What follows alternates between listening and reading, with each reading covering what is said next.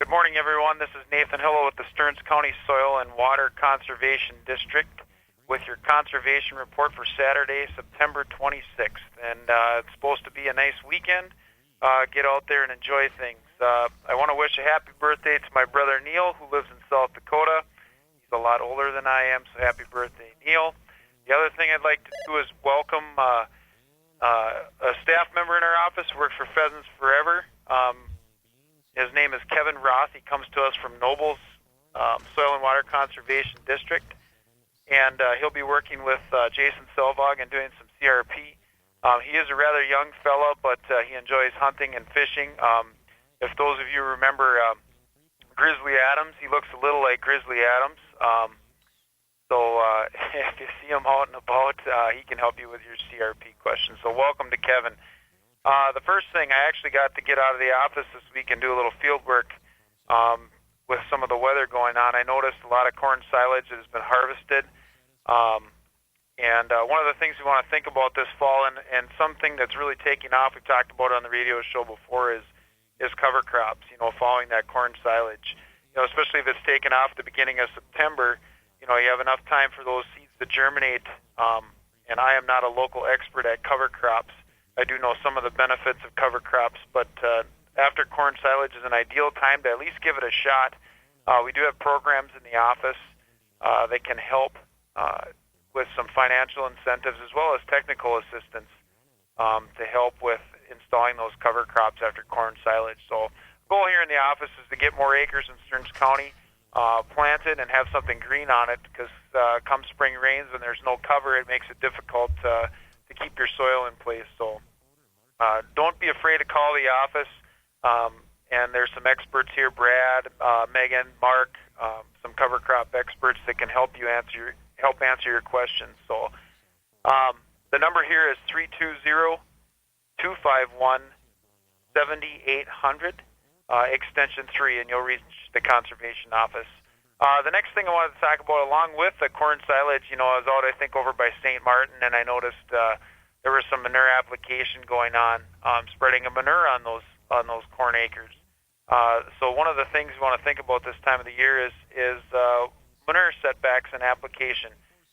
This person was putting some liquid manure on, and they were following it right away with some tillage equipment. So they were doing some good things, but some of the setbacks we want to think about, this time of the year, these are non-winter setbacks. For many streams or intermittent streams, we're looking at about 300 feet. Lakes, wetlands, also 300 feet.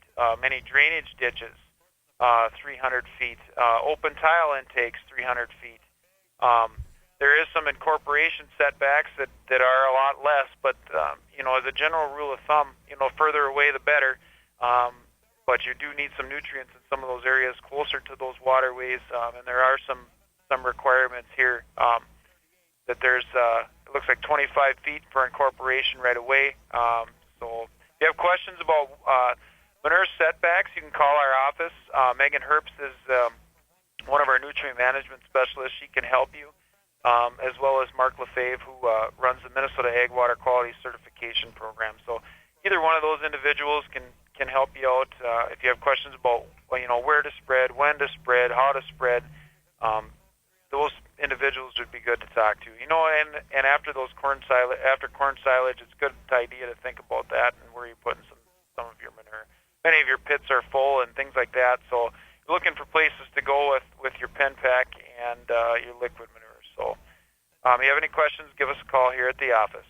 The next thing I noticed too, driving out and about, I'm noticing a lot of farm equipment on the road. I talked to a farmer this week who's doing a erosion control project, who's taking some beans off.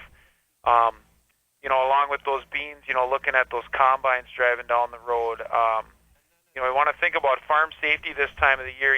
Farmers, make sure that you have your things in order and you have your signs on, and make sure you have your lights working.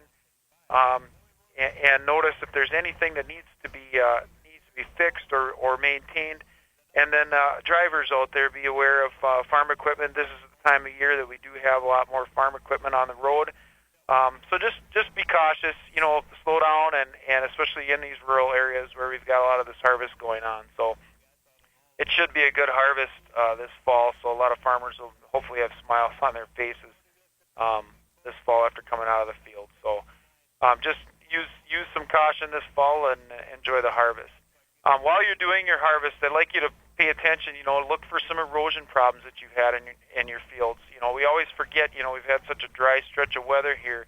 I'm doing this radio tape on Thursday morning, and we just recently had some rain. Not a lot, but some. But we soon forget about the rains that have happened this spring. So when you do your combining in the fall in some of these areas, notice these areas that do need some touch-up. We do have technical and financial assistance to help with doing some erosion control practices, and not just structural practices like basins or most people think of a grass waterway, but there's some non-structural practices. For example, like cover crop or reduced tillage practices that can help solve the problem without having to spend some of the money. So we do have some financial and technical advice to help you. So let's see, what else do I have here this morning for you? I have CRP. If you have CRP and you have some type of mid-contract management activity, some mowing, burning, or light disking, September 30th is the deadline to complete those activities. For those of you who have questions, you can contact Jason Selvog, or as I mentioned, the guy that looks like Grizzly Adams, Kevin Roth, in our office about mid-contract management. And once that activity is completed, you have to stop in the office at FSA and let them know that mid-contract activity is completed. So please do that. Got any questions, call the office, Jason Selvog or Kevin Roth, 320-251-7800, extension 3, and you'll get our office. They can help you out. I did go hunting last night.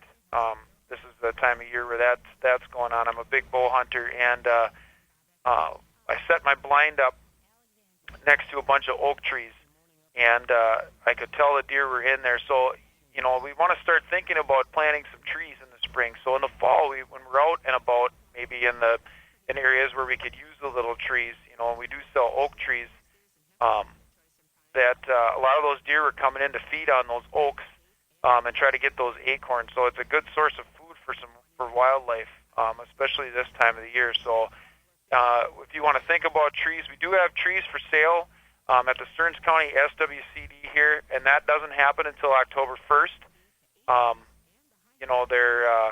They're taking orders currently at the DNR for some larger quantity trees. You can either pick up a brochure here in our office. We're located at 110 2nd Street South in Waite Park, right by the Pizza Ranch. Or you could wait till after October 1st and come in and order from the Stearns SWCD.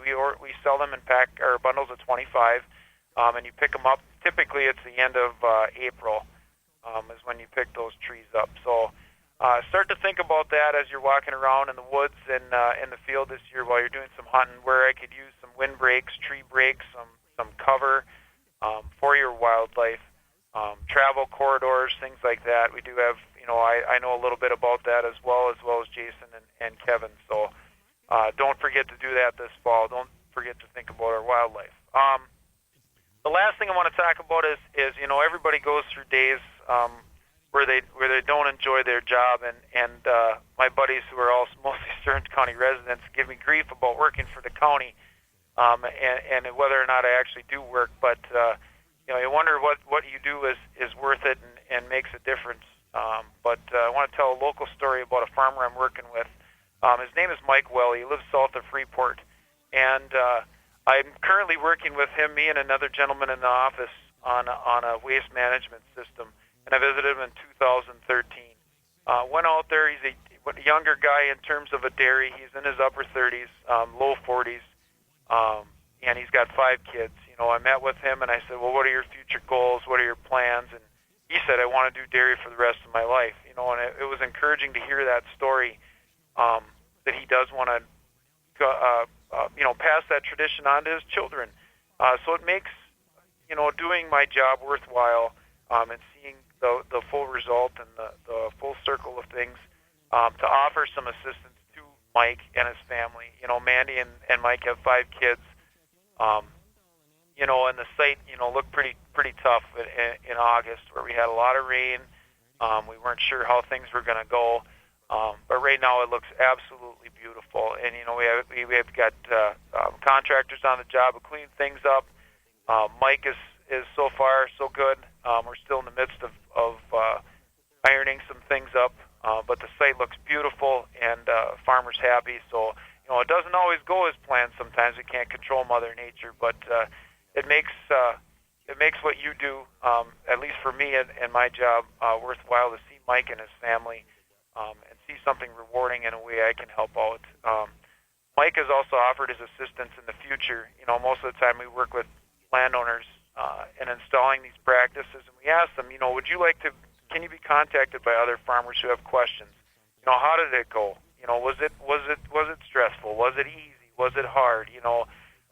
That's probably the best way to determine whether or not you want to get into a project like this, and whether or not it's worth it. So I just want to take this opportunity to thank Mike and Mandy and the kids, and seeing them out there and smiles on their faces. It's not always glorious to be a farmer with ups and downs, but it also makes my job worthwhile in seeing that I'm making a difference on the environment as well as locally to families and businesses. So I want to thank Mike and Mandy for giving us the opportunity to work with them, and if they have any questions, you can certainly contact our office about a waste management system. Otherwise, like I said, Mike has offered his assistance to other farmers visiting about this as well. So thanks, Mike and Mandy, and I hope everything works out for you guys this fall, and you have a good harvest as well. So again, I'd like to wrap it up. Have a great fall. Enjoy the weather this weekend. Get out and about and enjoy some of the sunshine before we get some snow. This is Nathan Hylla with the Stearns County SWCD with your conservation report for Saturday, September 26, 2015. Thanks, and have a great weekend.